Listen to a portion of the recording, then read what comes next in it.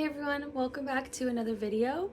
If you're new here, my name is Angelica and I am an avid reader of all things fantasy, romance, and murder mystery. Today is going to be another Amazon book haul, so I'm going to open them up and show you guys what I bought. I'll start off with the smaller package first. Open it up. Okay, so in here we have 2 books. And I really don't even remember what I ordered, which is a problem of mine. But I do remember these now that I'm taking them out of the bag. I don't really know much about these books that I ordered. I tried to get things that I haven't heard of. I think maybe a couple of them are like popular book talk books. But for the most part, I just went off of like their Goodread rating. The first one is The Girl on the Train by Paula Hawkins. Every day the same. Rachel takes the same commuter train every morning and night.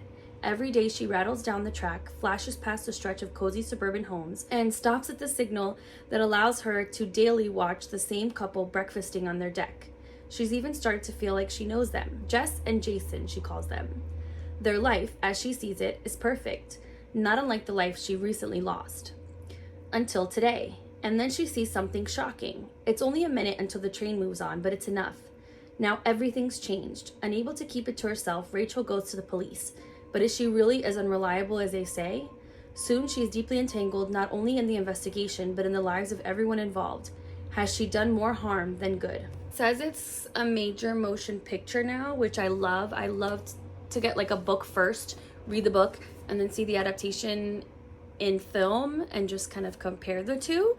But I feel like I have heard about this, The Girl on the Train. Like the title sounds familiar, but I really don't know what it's about besides what I just read back here, but it sounds really interesting. The next one I got is Nora Goes Off Script by Annabelle Monaghan.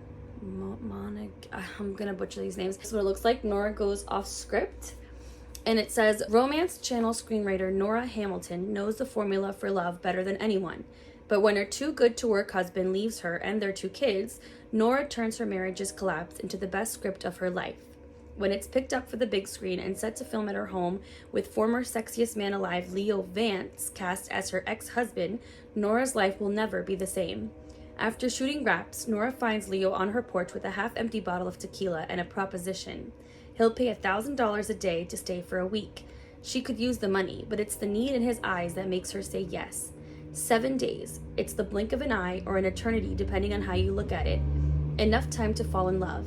Enough time to break your heart. Ooh, sounds spicy. The cover is super cute. I love it. That was it in the first package.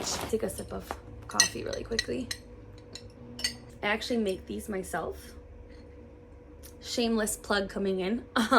But if you like any kind of glass canned cups like this, I have a bunch on my website. It's just angelicasdesignco.com, and I can list it in the bottom bar for anyone interested.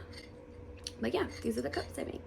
The next package is a lot bigger. Let's open this up.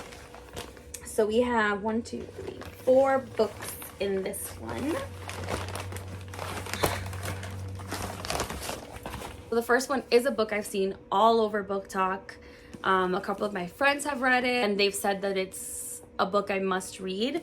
So I picked it up, Daisy Jones and the Six. I don't know much about it besides the fact that I think Daisy Jones is like the lead singer of like some band or something along those lines. It's by Taylor Jenkins Reid, who is also the author of The 7 Husbands of Evelyn Hugo, which I have not read that one either. I thought they were already like a band, Daisy Jones and the Six, but they're not. She starts off as a solo artist and then they have the band The Six and then they come together. But it sounds really interesting, so I will give this. The next book is such a pretty cover. The Reunion by Megan Quinn. Look how beautiful this cover is. So pretty. I know this had a pretty good rating because like I said, I try to pick books that were rated 4.0 or more on Goodreads, because Amazon, for those who don't know, Amazon, when you look at the listing of a book, it has their like Amazon ratings and then underneath it has the Goodreads rating. But I honestly think I think I fell in love with it for the cover. It's so pretty. The next book I got is Like You Love Me by Adriana Locke. It's a really cute cover too. That's so cute. And it says, first rule of marriage, make it believable. To save her Tennessee bed and breakfast, Sophie Bates needs a fast cash miracle. Holden Mackenzie, her childhood best friend, needs to prove to a prospective employer that he's a committed man. Their fortunes on the line, Holden proposes a solution. He'll take care of Sophie's bills if she agrees to a temporary marriage of convenience. And why not? They're comfortable together, they have fun, and they trust each other. It's as simple as saying, I do, but the off-the-cuff wedding has all of Honey Creek talking, and Sophie and Holden realizing that their perfect arrangement is working too well. If they're not careful, this marriage could turn into a love story.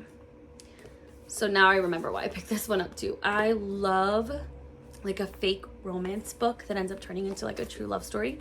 They're my favorite. And also this book is a lot smaller than I thought. Like I feel like I could read it fairly quickly within like a day or two. It's only 274 pages. I could definitely finish this in a day. And the last book I got is The Good Lie by A.R. Torr. They're looking for the truth. They're hiding it too. Psychiatrist Dr. Gwen Moore is an expert on killers. She spent a decade treating California's most depraved predators and unlocking their motives. Predators must like the notorious Bloody Heart serial killer, whose latest teenage victim escaped and then identified local high school teacher Randall Thompson as his captor. The case against Thompson as a Bloody Heart killer is damning and closed as far as Gwen and the media are concerned, if not for one new development. Defense attorney Robert Cavan is a still traumatized father whose own son fell prey to the BH killer. Convinced of Thompson's innocence, he steps in to represent him. Now Robert wants Gwen to interview the accused, create a psych profile of the killer and his victims, and help clear his client's name. As Gwen and Robert grow closer and she dives deeper into the investigation, grave questions arise. So does Gwen's suspicion that Robert is hiding something, and that he might not be the only one with a secret.